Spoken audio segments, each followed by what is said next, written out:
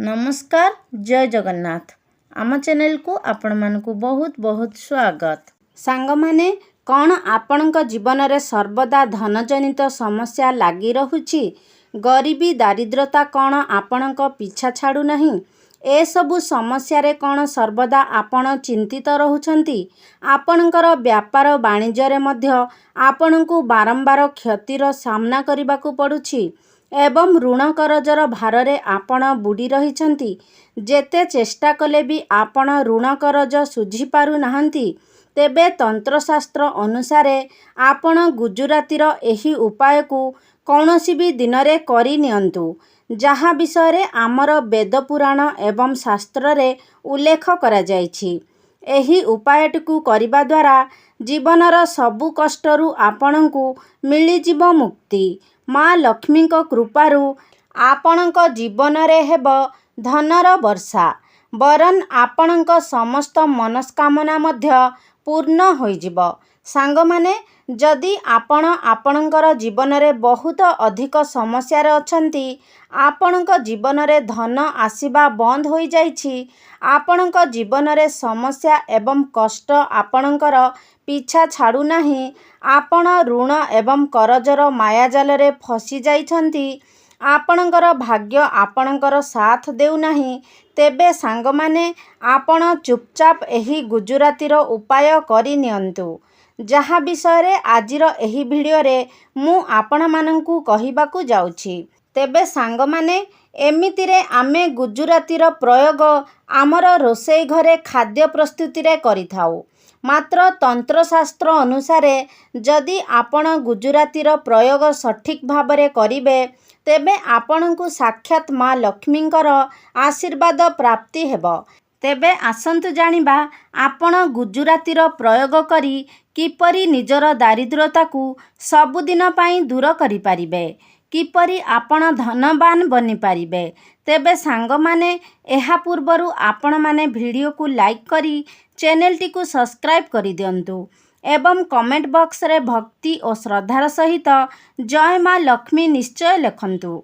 सांग माने गुजराती को शुक्र ग्रहंकर कारक बोली माना जाइथाए एवं शुक्र ग्रहंकर नियंत्रण माँ लक्ष्मी हाथ रे रहिथाए एवं ज्योतिष शास्त्र रे एहा उल्लेख मध्य रहिछि जे जेउ व्यक्ति को शुक्र ग्रह साथ देइथाए, अर्थात जेउ व्यक्तिंकर कुंडली रे शुक्र ग्रह मजबूत स्थिति रे थांती, सेही व्यक्तिंक उपरे साक्षात माँ लक्ष्मींकर आशीर्वाद रहिथाए एवं माँ लक्ष्मींक कृपारू ना केवल एही व्यक्तिंकु गरीबी एवं दारिद्रतार मुक्ति मिलिथाए, वरन एही व्यक्तिंकु कोटिपति हेबारू मध्य केही अटकाई पारि नथांती।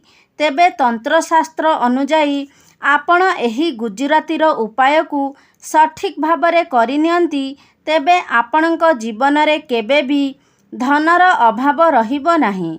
माना जाइथाए जे एही गुजरातीर प्रयोग जणे व्यक्तिंकर जीवन को बदलाई देई पारे।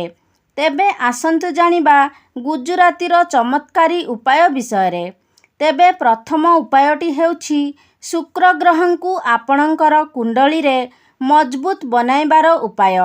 तेबे मु आपण मानकु आरंभरु ही कहि सारिछि जे जेउ व्यक्तिंकर कुंडली रे शुक्र ग्रह मजबूत थांती, सेही व्यक्तिंकु साक्षात माँ लक्ष्मींकर आशीर्वाद प्राप्त होइथाए एवं थरे जदि आपणकु माँ लक्ष्मींकर विशेष कृपा प्राप्त होई जाए, तेबे आपणकु कोटिपति बनिबारे केही भी अटकाई पारिबे नाही।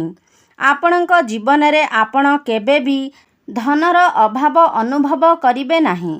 तेबे आपण मध्य जदि चाहंती जे आपणक कुंडली रे शुक्र ग्रह सर्वदा मजबूत होई रुहंतु, तेबे आपणकु 5टी शुक्रवार एही उपायटिकु पालन करिबार अछि।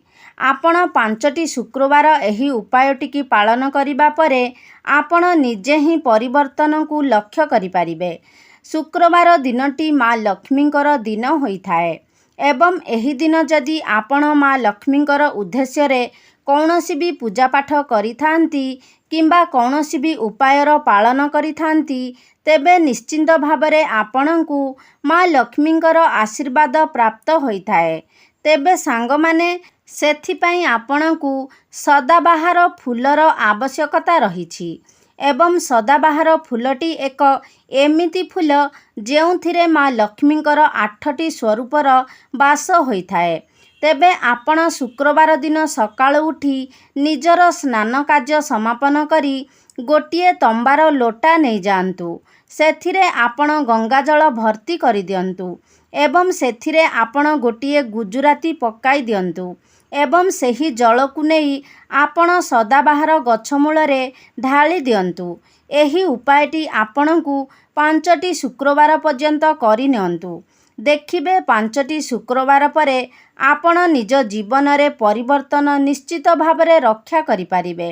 ଆପଣଙ୍କ ଜୀବନରେ ଆଉ ଧନର ସମସ୍ୟା ରହିବ ନାହିଁ। ମା ଲକ୍ଷ୍ମୀଙ୍କର ଆଶୀର୍ବାଦ ନିଶ୍ଚିତ ରୂପରେ ଆପଣଙ୍କୁ ପ୍ରାପ୍ତି ହେବ। ଦ୍ୱିତୀୟ ଉପାୟଟି ହେଉଛି ଅଧିକ ଖର୍ଚ୍ଚରୁ ମୁକ୍ତି ପାଇବାର ଉପାୟ। ଅର୍ଥାତ୍ ଆପଣ ଯେତେ ରୋଜଗାର କଲେ ବି ଯଦି ଆପଣଙ୍କର ଖର୍ଚ୍ଚ ହୋଇଯାଉଛି, ଖର୍ଚ୍ଚ ଉପରେ ଆପଣଙ୍କର ନିୟନ୍ତ୍ରଣ ରହୁନାହିଁ, ଆପଣ ଧନ ସଞ୍ଚୟ କରିବାକୁ ଅସମର୍ଥ ହେଉଛନ୍ତି, ତେବେ ଏହିସବୁ ସମସ୍ୟାରୁ ଏହି ଉପାୟଟି ଆପଣଙ୍କୁ ନିଶ୍ଚିତ ଭାବରେ ମୁକ୍ତି ଦେଇପାରିବ। ଅର୍ଥାତ୍ ଆପଣଙ୍କୁ ଅଯଥା ଖର୍ଚ୍ଚରୁ ବଞ୍ଚାଇ ପାରିବ। ଏହି ଉପାୟଟି କରିବା ପରେ ଆପଣଙ୍କର ଆୟ ବୃଦ୍ଧି ହେବା ସହିତ ଖର୍ଚ୍ଚ କମ୍ ହୋଇଯିବ ଏବଂ ଆପଣ ଧନ ସଞ୍ଚୟ କରିବାକୁ ମଧ୍ୟ ସମର୍ଥ ହୋଇପାରିବେ। ତେବେ କୌଣସି ବି ଶୁକ୍ରବାର ଦିନ ସନ୍ଧ୍ୟା ସମୟରେ ଆପଣ ସ୍ନାନ କରନ୍ତୁ ଏବଂ ନାଲି ରଙ୍ଗର ବସ୍ତ୍ର ପରିଧାନ କରନ୍ତୁ, କାରଣ ଏହି ନାଲି ରଙ୍ଗଟି ମା ଲକ୍ଷ୍ମୀଙ୍କର ଅତି ପ୍ରିୟ ହୋଇଥାଏ। ତେବେ ଲାଲ ରଙ୍ଗର ବସ୍ତ୍ର ପରିଧାନ କରି ଆପଣ ନିଜ ଠାକୁର ଘରେ ଯେଉଁଠାରେ ମା ଲକ୍ଷ୍ମୀଙ୍କର ପ୍ରତିମା କିମ୍ବା ଫଟୋ ରଖିଛନ୍ତି, ସେହି ସାମ୍ନାରେ ଆପଣ ବସି ଯାଆନ୍ତୁ ଏବଂ ଗୋଟିଏ ଦୀପ ଜଳାନ୍ତୁ। ଆପଣ ନିଜ ହାତରେ ଗୋଟେ ଗୁଜୁରାତିକୁ ରଖନ୍ତୁ ଏବଂ ମା ଲକ୍ଷ୍ମୀଙ୍କର ବୀଜ ମନ୍ତ୍ରକୁ ଜପ କରନ୍ତୁ। ଓମ୍ ମହାଲକ୍ଷ୍ମୀ ନମଃ। ଏହି ବୀଜ ମନ୍ତ୍ରର ଜପ ଆପଣ 11 ଥର କରନ୍ତୁ। ତାପରେ ଆପଣ ସେହି ଗୁଜୁରାତିକୁ ନିଜର ପର୍ସରେ କିମ୍ବା ଆପଣଙ୍କର ବ୍ୟାଗରେ ରଖିଦିଅନ୍ତୁ କିମ୍ବା ଆପଣ ଘରେ ନିଜର ଧନ ଯେଉଁଠାରେ ସଞ୍ଚୟ କରି ରଖୁଛନ୍ତି ସେହି ସ୍ଥାନରେ ରଖିଦିଅନ୍ତୁ। ଆପଣ ଦେଖିପାରିବେ ଯେ ଆପଣଙ୍କର ବେକାର ଖର୍ଚ୍ଚ ଧୀରେ ଧୀରେ କମିଯିବ ଏବଂ ଆପଣଙ୍କର ଧନ ସଞ୍ଚୟ ହେବା ଆରମ୍ଭ ହୋଇଯିବ। ଆପଣଙ୍କର ପର୍ସ ସର୍ବଦା ପଇସାରେ ଭରି ରହିବ। ତୃତୀୟ ଉପାୟଟି ହେଉଛି ଏକ ଏପରି ଉପାୟ ଯେଉଁ ଉପାୟ ପାଳନ କରିବା ଦ୍ୱାରା ଆପଣଙ୍କୁ ରାହୁ କେତୁଙ୍କର ସାଥ ମିଳିବ, ଅର୍ଥାତ୍ ଆପଣଙ୍କର ଭାଗ୍ୟର ସାଥ ମିଳିବ। ଏହା ଏକ ଏପରି ଉପାୟ ଅଟେ ଯାହାକୁ ଯଦି ଆପଣ କରିନିଅନ୍ତି, ତେବେ ଆପଣଙ୍କର ଭାଗ୍ୟ ଚମକି ଉଠିବ। ଭାଗ୍ୟ ସର୍ବଦା ଆପଣଙ୍କର ସାଥ ଦେବ ଏବଂ ଆପଣଙ୍କୁ ପ୍ରତ୍ୟେକ କ୍ଷେତ୍ରରେ ସଫଳତା ମଧ୍ୟ ମିଳିବ। ତେବେ ଏହି ଉପାୟଟିକୁ ଆପଣଙ୍କୁ ଲଗାତାର 5ଟି ଗୁରୁବାର ପର୍ଯ୍ୟନ୍ତ କରିବାର ଅଛି। ଗୁରୁବାର ଦିନଟି ଭଗବାନ ବିଷ୍ଣୁଙ୍କର ସମର୍ପିତ ଅଟେ ଏବଂ ଭଗବାନ ବିଷ୍ଣୁ ମା ଲକ୍ଷ୍ମୀଙ୍କର ସ୍ୱାମୀ ଅଟନ୍ତି। ଅର୍ଥାତ୍ ଭଗବାନ ବିଷ୍ଣୁଙ୍କୁ ପ୍ରସନ୍ନ କରିବା ଦ୍ୱାରା ଆପଣଙ୍କୁ ଏମିତିରେ ବି ମା ଲକ୍ଷ୍ମୀଙ୍କର ଆଶୀର୍ବାଦ ପ୍ରାପ୍ତି ହୋଇଯିବ। ତେବେ ଗୁରୁବାର ଦିନ ସକାଳୁ ଉଠି ନିଜର ସ୍ନାନ କାର୍ଯ୍ୟ ସାରି ଆପଣ ଗୋଟିଏ ଧଳା ରଙ୍ଗର କପଡ଼ା ନିଅନ୍ତୁ।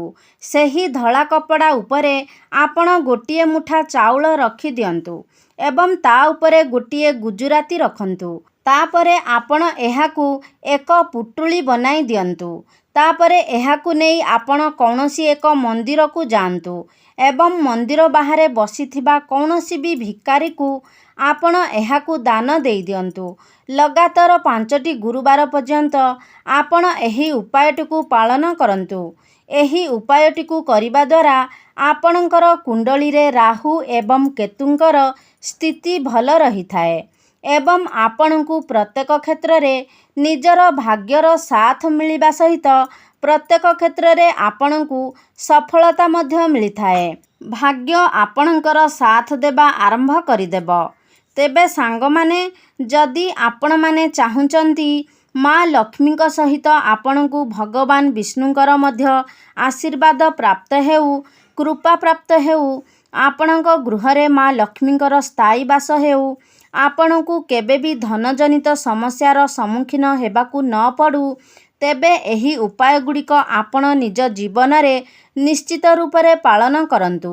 ତେବେ ସାଙ୍ଗମାନେ, ସେଥିପାଇଁ ଆପଣ ଶୁକ୍ରବାର ଦିନ ଗୋଟିଏ ଉପାୟ ନିଶ୍ଚୟ ପାଳନ କରନ୍ତୁ ଏବଂ ପ୍ରତ୍ୟେକ ଶୁକ୍ରବାର ଦିନ ଆପଣ ଏହାକୁ ପାଳନ କରନ୍ତୁ।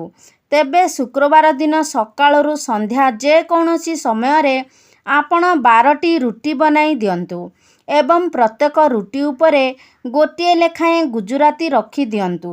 ସେହି ରୁଟିକୁ ଆପଣ ଗାଈକୁ ଖାଇବାକୁ ଦିଅନ୍ତୁ, କାରଣ ଗୋମାତାଙ୍କ ଶରୀରରେ 33 କୋଟି ଦେବାଦେବୀଙ୍କର ବାସ ହୋଇଥାଏ। ଗାଈର ଶିଙ୍ଗ ମଧ୍ୟରେ ଭଗବାନ ଶିବଙ୍କର ବାସ ହୋଇଥାଏ।